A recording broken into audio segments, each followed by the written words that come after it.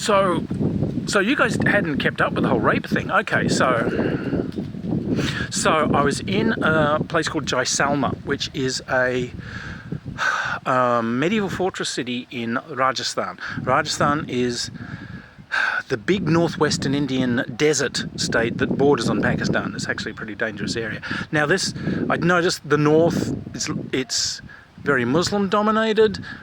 There's a really sinister, unpleasant vibe towards trans people. It was split between thirsty boys who were like really interested that I was there, and just out and out hatred.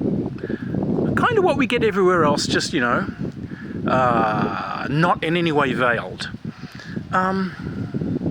So we're inside this 11th century fortress.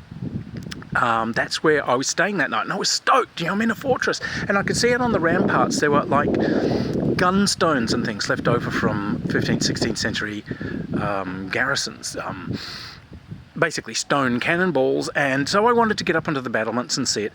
And it's raging hot, so there were some little shops and so on in the medieval alleys inside the fortress. So I got out from where I was staying, and I just went into the alleys, not far, literally probably about a block and a half, because I wanted to find some drinks to put in my hotel room and just see if there's a way up onto the battlements. Okay, so I'm wearing, you know, my usual amazing sort of skirts and so on, and as I went past this hole in the wall kind of stall, it was like a building, there's a guy sitting out there on the steps, and an unlit kind of shop of some sort behind him, just dark. But as I approached, this guy like immediately stood up, and he approached me as I came along the street and just said, "Oh, your skirt is very beautiful." I said, "Oh, well, thanks. These are repurposed saris, actually." He said, "That's what I specialise in. My shop sells skirts." Says, "You should see. You should see." Yeah, you know, well, I guess I should. Yeah, why not? Sure. So he just waves a hand in toward his shop. Yeah, it's just in here and everything. So, oh, okay. I guess he's going to turn on the lights.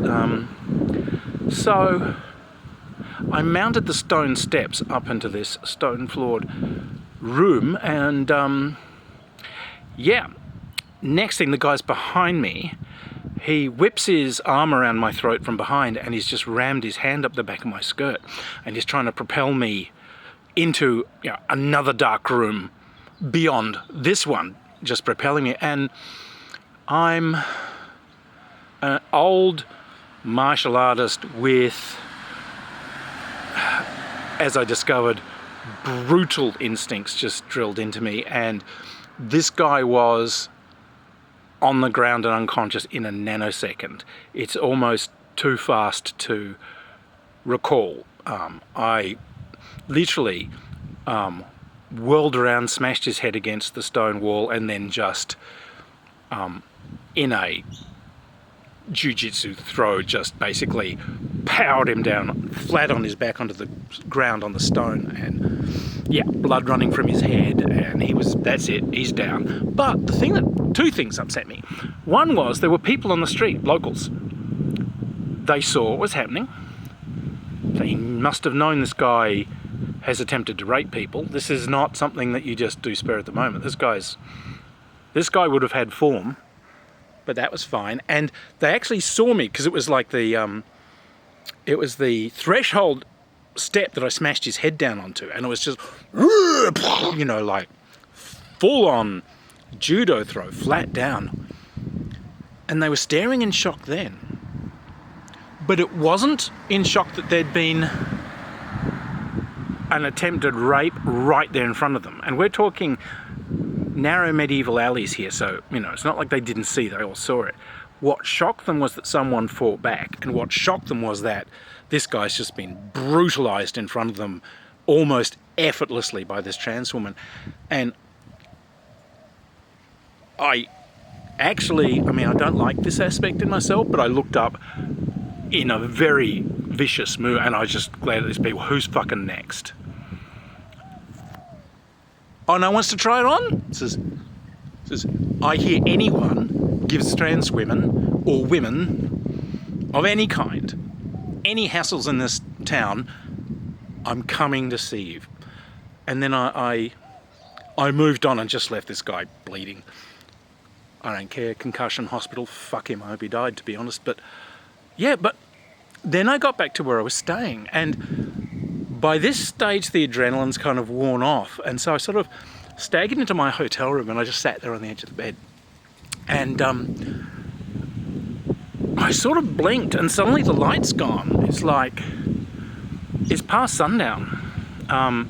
I'd just been sitting on the end of the bed for about 3 hours, and I just don't know where the time went, but I was feeling very shaky. So the tour group that I was with, which had 16 people in it, and an official tour guide, I went up onto the roof garden where I knew they were going to be, in the hotel, because that was, where dinner was going to be and everything. And I sort of staggered up there, and I sat down, looking pale.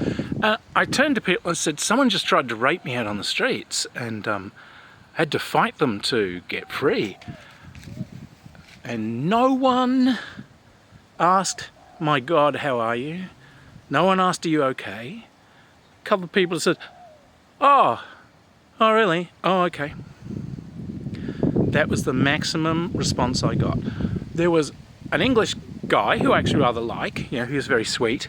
He turned up about 3 hours later, and he was the only one who sort of asked what happened. So I just told him, and by that stage I had sort of, what I could say about it was,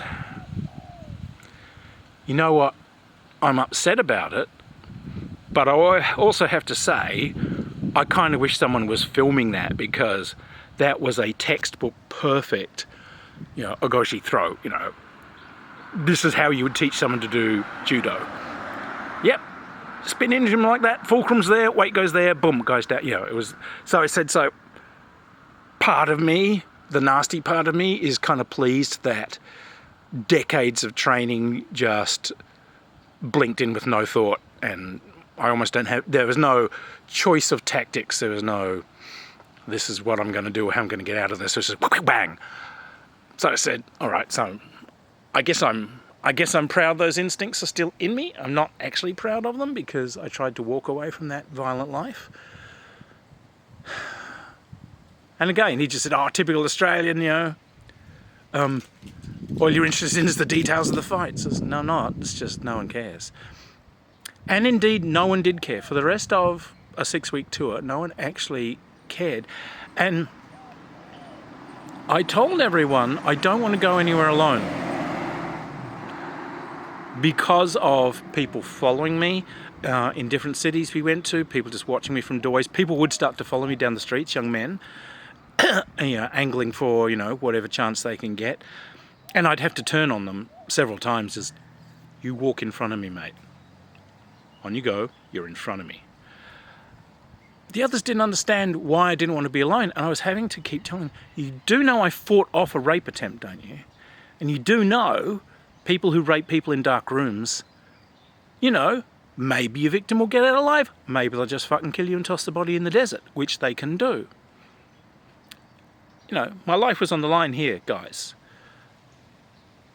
They wouldn't understand that there's a reason why I don't want to go anywhere alone. So you get to a new city and they would just scatter off, and I'd sort of make arrangements. All right, well, tomorrow morning let's go explore this strange desert city that we've just arrived in or something. Yeah, sure, we'll meet you at breakfast here at 8:30 and then we'll go and we'll explore. You'd do it. You'd follow the arrangements you make, and you'd just be sitting at breakfast alone. They've all pissed off somewhere else. And we had like messaging apps. So I'm messaging people, where the hell have you gone? Oh yeah, we just decided we'd go here or there. It says, well, I'm here alone now. So I spent a lot of time exploring places where I was in extreme physical danger alone, and I can do it because I'm a nasty old bastard, but no one should have been left alone under those circumstances. And I did start attaching myself to sort of other women when they had to go somewhere alone, like, I'm just going down to the pharmacy, I've got to get some headache tablets, I'll come with you, because I don't think any of them were safe. So anyway, that's the rape tale, which a lot of you seem to have missed.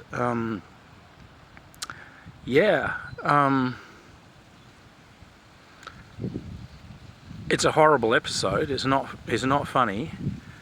That guy violated me, and he was really going to do more. He was just astonished that he'd picked the wrong person. But how many times had he picked a victim that didn't fight back?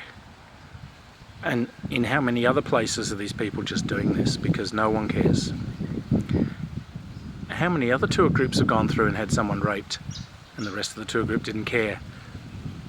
Would they have cared more if I was a cis woman? And that's the thing that I think is pretty clear. I think they would have. But I was a trans woman, so it just didn't matter.